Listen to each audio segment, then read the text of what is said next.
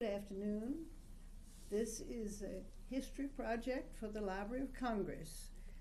We are at Glen Eyre Retirement Community in Cary, North Carolina, and I'm Helen Leverton. With us today we have a resident here who has served her time in the Navy and can tell us some very interesting things, I'm sure. Lucy Alexander. Lucy, will you tell us where you were born and reared and how you happened to get in the Navy? I certainly will. I grew up in Virginia on a tributary of the Potomac, right where it emptied into the bay. And I spent half of my childhood in a boat, mostly just a rowboat, but occasionally a big boat, and we'd have a ride on the Chesapeake and a picnic on the beach. That was big entertainment. So that gave you a love for the water. Yes, it did. You Absolutely. had more knowledge of it than I did when I married to the Navy. And so you had an interest in the Navy in the early days? Well, in the summer of 1942, I was slated to go to graduate school in September. From what college? I was going to the University of North Carolina. But the U.S. Congress changed my plans and my life. I wanted to do something for the war effort, of course, we all did. But it would never, ever, ever have occurred to me to join the Army. But when the Congress passed a law putting women into the Navy, and the President signed the bill 31st of July, I didn't wait long. I canceled my plans for graduate school and applied for midshipman school. And which would have been where? Where was the midshipman school? Where did you go? In Northampton, Massachusetts. In November, I was called in for an interview and a physical and a written examination. And on the 13th of November, Friday the 13th of that, I was sworn into the Navy. Now, other people can think Friday the 13th is unlucky. I don't. You like that, I'm sure. I like that very much. And we were sent to, or really first, Mount Holyoke College at South Hadley, Massachusetts. For classes and indoctrination. And we arrived there just before midnight, the 22nd of December. And the 23rd and the 24th, we were so busy. What a Christmas. And I remember one thing very clearly. There was, we were all seated for a lecture the next morning.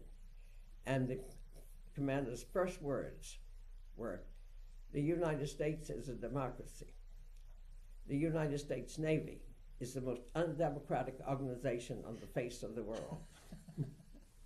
Don't you forget it. But those first couple of days, we were so busy getting unpacked and oriented that we hardly knew our roommates. And look at you. Well, Yeah, you're looking right. at the camera, just great. And then we were off Christmas Day, which was really kind of sad because any gifts that anybody was getting, they'd already received before they left. And it was particularly sad for me because my father had died on Christmas Day 2 years earlier. And both of my brothers were overseas in the Army. And our poor little mother was alone without any of her children on that Christmas Day. That was not a good Christmas, no. Within a few weeks, we were sent from Mount Holyoke over to Northampton. We were quartered in a very nice old hotel there and had our classes on the Smith College campus. And of course, we were taught a lot of naval history, and anybody who wasn't an expert typist had to take some typing classes.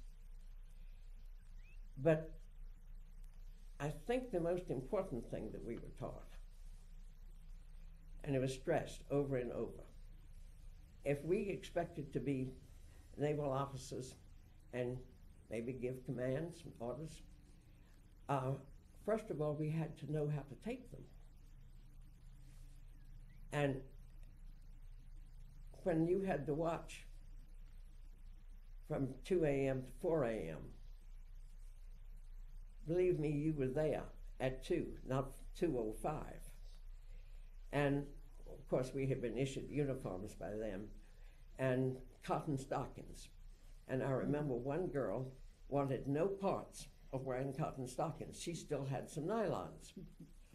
She wasn't going to wear those cotton stockings. Well, she didn't. Oh. She didn't get her commission either. Did she not pass inspection? The idea being, if she couldn't obey In other orders, words, the Navy did not want her. she did not Yeah. follow instructions. Yeah.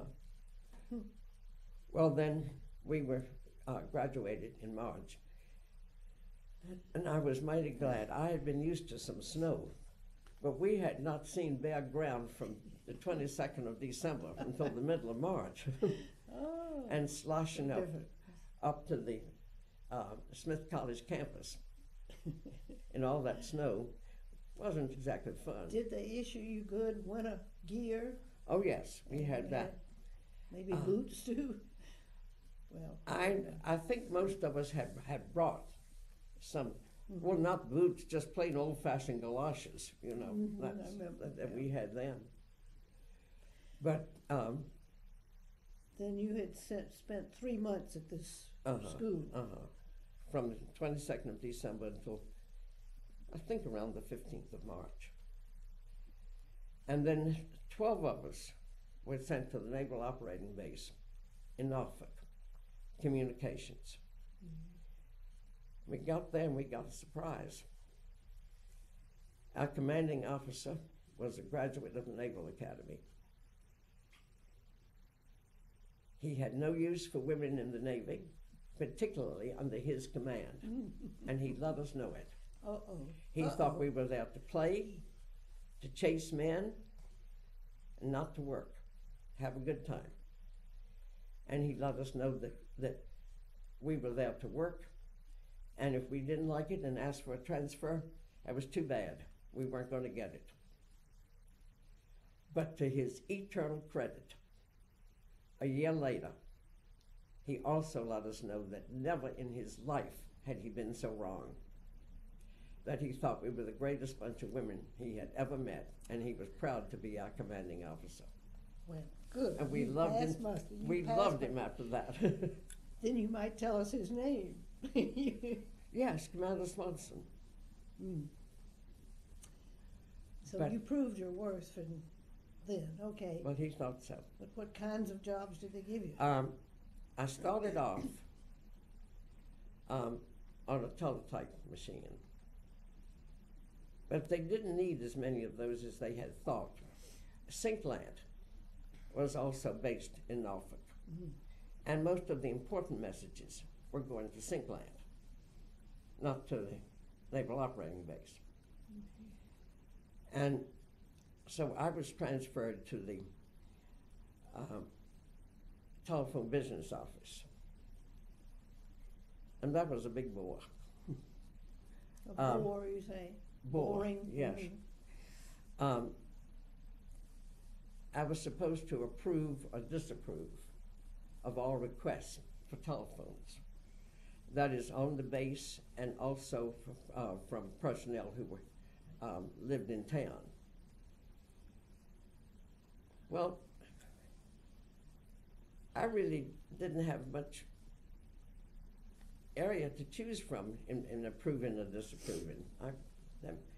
And the main thing was a phone available? If you remember during the war years, it was almost impossible to get a phone.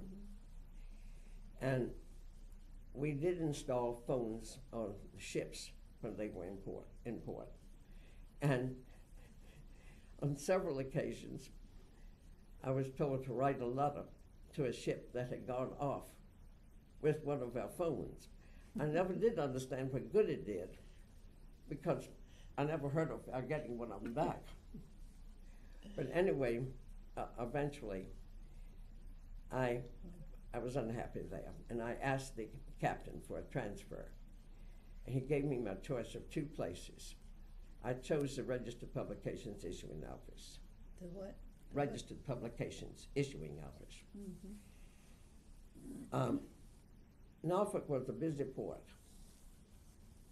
And as you know, of course, the codes had to be changed periodically to deter the enemy from breaking them. And they would come in with the outdated codes, and it was up to us to destroy them. And then we would supply them with the current codes. They meaning who? Ships? The ships. Ships would come in? Yeah. The communication officer from the ship would come in. And of course there was a certain amount of bookkeeping with that, because every single publication of any kind was numbered.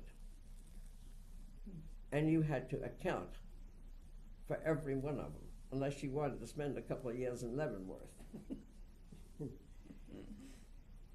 And so I worked there until the end of the war. In fact, after the end of the war, I stayed for a while.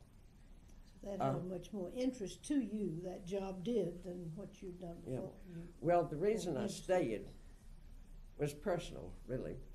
I had met my husband there in Norfolk, and we were planning to be married in the summer of 1945. We had not set the date.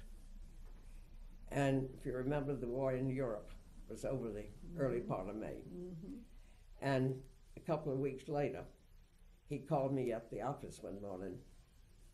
Are you standing up or sitting down? I blithely said I was standing up. The tone of his voice changed, and he said, you better sit down. I have orders, immediate orders. I leave tonight. Oh, gosh. He was Coast Guard, and the Coast Guard loads all ammunition on cargo ships, and he had been supervising that. He was now being sent to Europe to supervise the loading of the ammunition that was left in Europe and get it to the Pacific as quickly as possible. So it made sense to have immediate orders, but it made us unhappy. Well, anyway, the war in the Pacific was over just 3 months later. And all of a sudden, what they were going to do with the ammunition that was left there had no priority at all. The priority was getting the men home. And he wrote me he had absolutely no idea when he would be back. When the brass in Washington made up their minds what they were going to do with it, he pretty much had a cook's tour of Europe. But anyway, he said he'd send me a cable when he could come. And my commanding officer was getting a little bit nervous because everybody with points was getting out. And he was wondering how he was going to keep his office staffed. So I said to him, if you will let me have a week's leave and go home and plan this wedding as well as I can without any definite date, I will come back and work until I get a cable. He said, go right now. The sooner you leave, the sooner you get back. So I did, and I came back, and I didn't get my cable until the middle of April of 1946. Oh. So All I was, that time. actually, I was one of the last reservists in the office because other people had gotten out. So they were grateful that you wanted to stay on. Yes. You had good reasons to stay on. Well, may I So- tell you an interesting little thing too You that bet. has Please do. nothing to do with me, but it's something I love. My husband, to be he was then, was stationed in Bremerhaven, Germany. And there was a ship that was brought down the Weser River by a full German crew to be turned over to the United States, specifically to the Coast Guard. And a high-ranking officer from London was supposed to come over and accept her. But London was fogged in, and he couldn't get there. So Paul, who was a lowly little JG at the time, accepted her for the United States. That ship was the Coast Guard Eagle, the one that leads the parades the tall ships. That's famous. I saw it. I remember that. Yeah. Mm-hmm. Well, a number of years later, we were in New London, and he knew she had been refurbished, and he was very anxious to see her. So we requested permission to come aboard, and it was granted. But we weren't seeing anything but the top deck. Mm-hmm. And I finally said, honey, tell your connection with the ship. It may not do any good, but it can't do any harm. He told him, and you have never seen such a VIP tour in your life as Paul got. I don't think there was a nook or a cranny that he didn't see. And I have a picture of the Eagle on my wall in my apartment now. That is so interesting that he is a JG accepted for the United States. Yes. There was no one else. Mm-hmm.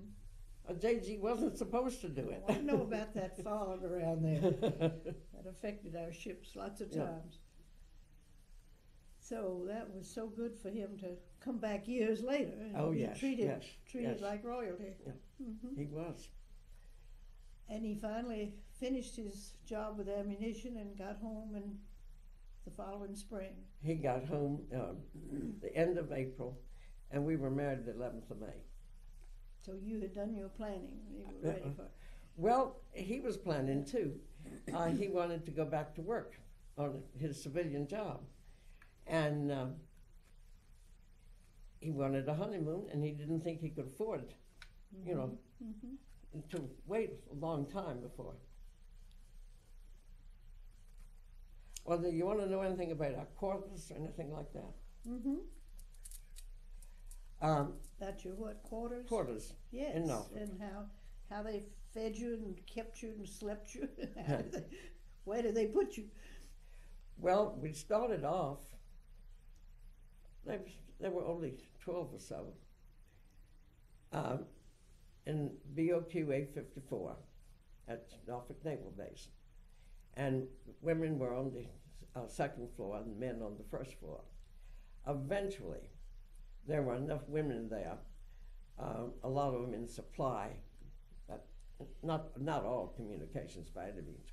Had you gone in as the first 12 women officers in the place? Mm-hmm. And if you went into the city of Norfolk, people stared at you. Well, sure. Because they hadn't seen any. But eventually, with the nurses and more waves, they assigned 854 just to us. Mm-hmm.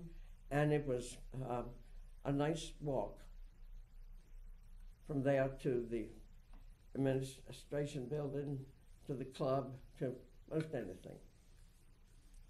And the hospital was right behind us. You were speaking of the club there on Dillingham Boulevard, where the big column quarters are. I don't know the name of the street. I've never. But that remember was the officers' club there, where all those state homes are. Yes. Mm-hmm. So you have been near there. There wasn't a whole lot to do. Of course,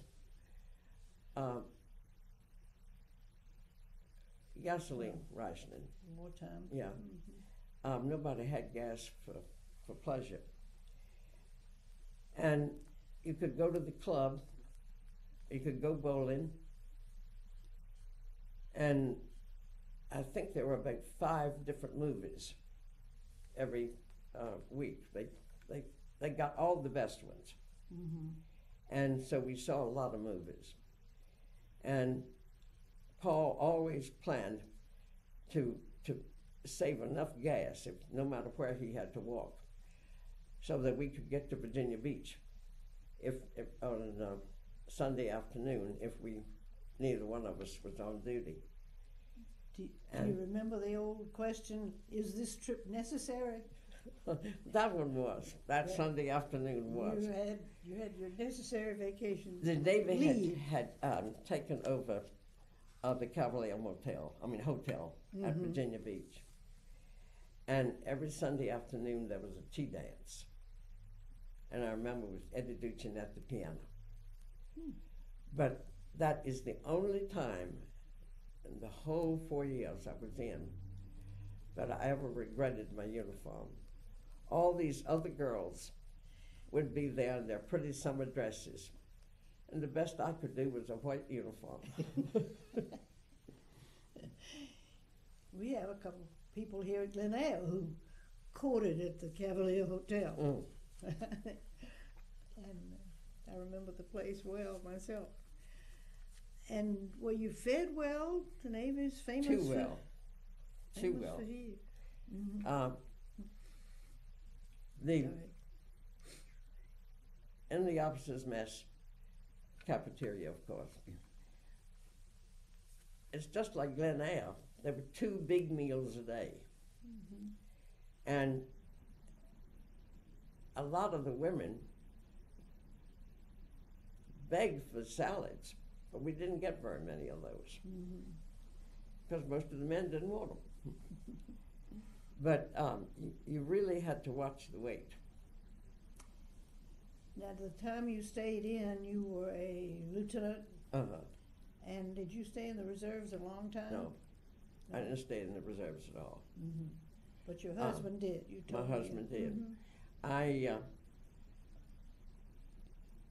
No, I hadn't done anything about resigning the commission until I was pregnant. And then, Mhm. absolutely. Mhm. But yes, my husband stayed in until 1970.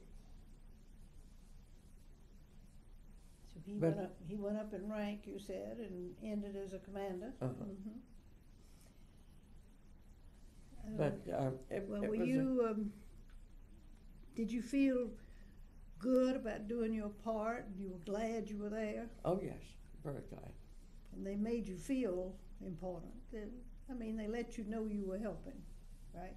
Oh, yes. This was the attitude. After that first go around with that The commanding first. officer who didn't want us. The first captain.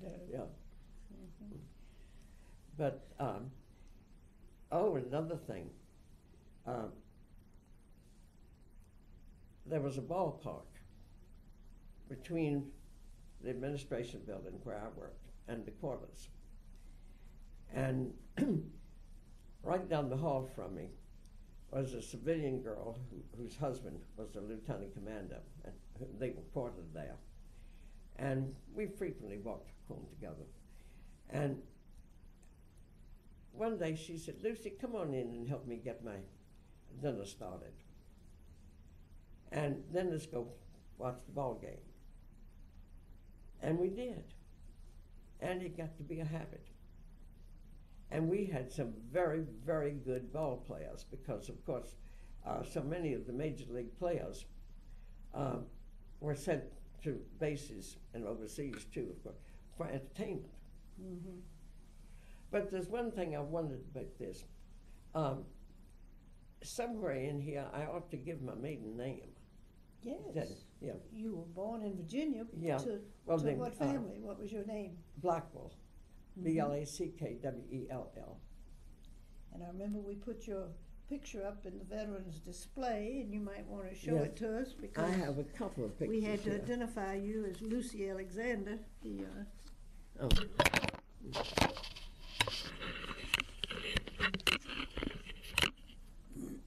I wish I had known I could have brought a bigger one. That's a picture of me. Mm-hmm.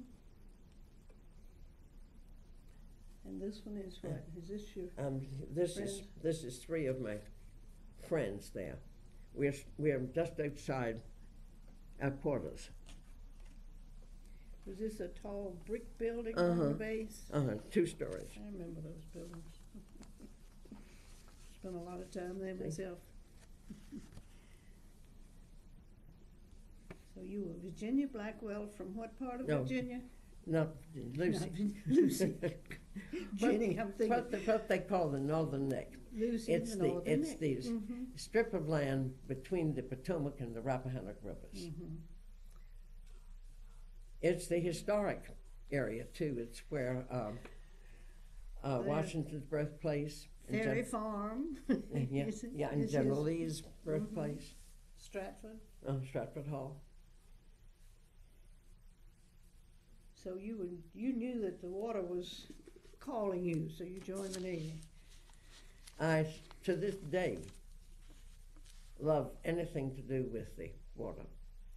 And, So something you I all should stayed, tell you. stayed in, both of you stayed in Norfolk as your career, That's right. kept you in Norfolk. Well, they did not transfer the women very much. We were there to replace the men so they could go to sea. And there wasn't any point in just using the money or anything to transfer us around. We were just expected to stay where we were. But in talking about boats and all, the first money I ever had after I repaid my college debts, most people sensible people, would have bought a car. I didn't. I bought a boat. I was working in Washington then, and I could have a boat on that Washington Channel. Good for you. I could ride to work on the streetcar, but I couldn't ride on the river on the streetcar. And what kind of boat did you buy? Oh, just a little 14-foot outboard that I named the Pixie and that I loved. And I was lucky. I sold it that summer when I was applying to for midshipman school. And I've lived to regret, no, not regret, but feel sorry for the people who bought it. Because after the summer of 1942, there was no gasoline for a pleasure boat. No way for that. No way. So did you keep up with these girls you worked with, that you went to school with? Do you ever have reunions? Oh, no, not reunions. But you kept up with... I kept up with one dear friend until she died about 5 years ago, and I still keep up with her, what I will. And another one, she lives in Hawaii 6 months of the year, in San Francisco, the other 6. But every fall she comes to Raleigh because she has family here. And we always get together for a day then. And it's just been all these years, we have been friends.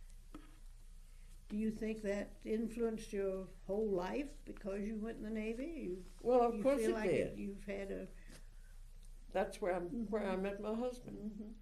And I might have had just as happy a life. I don't know, but it certainly would not have been the same life. But it kept you in the Norfolk area all those years, of course. So well, no, just after retirement from the service, you stayed in Norfolk, right? No. Excuse me. After we were married in 46, he went back to his civilian job in Maryland. All right. And in the reserve, the 2 weeks in the summer and the one night a week thing. Oh, he was not on active duty. So all you those did years. stay on in the Maryland area, Washington area, probably.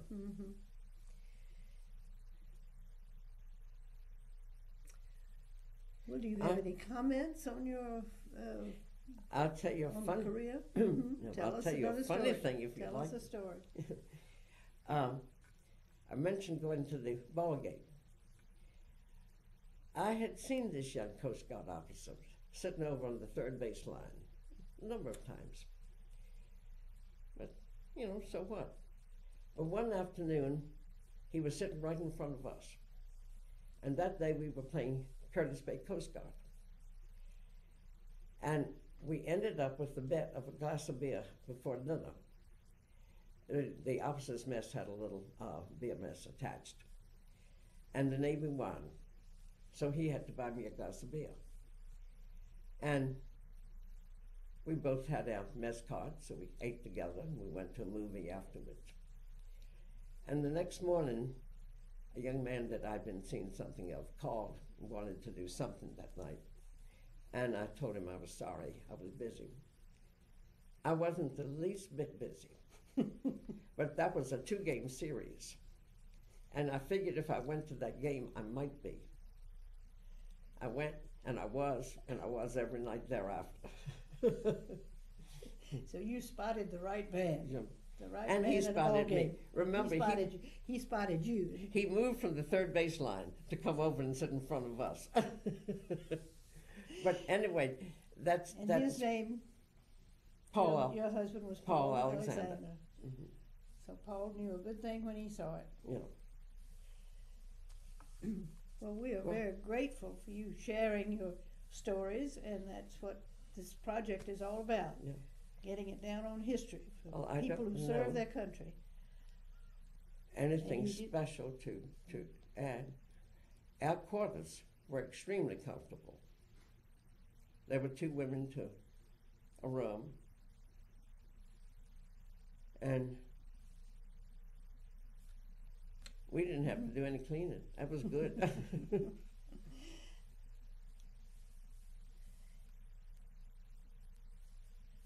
Well, I think that's just a fine interview. Thank you so much, Lucy.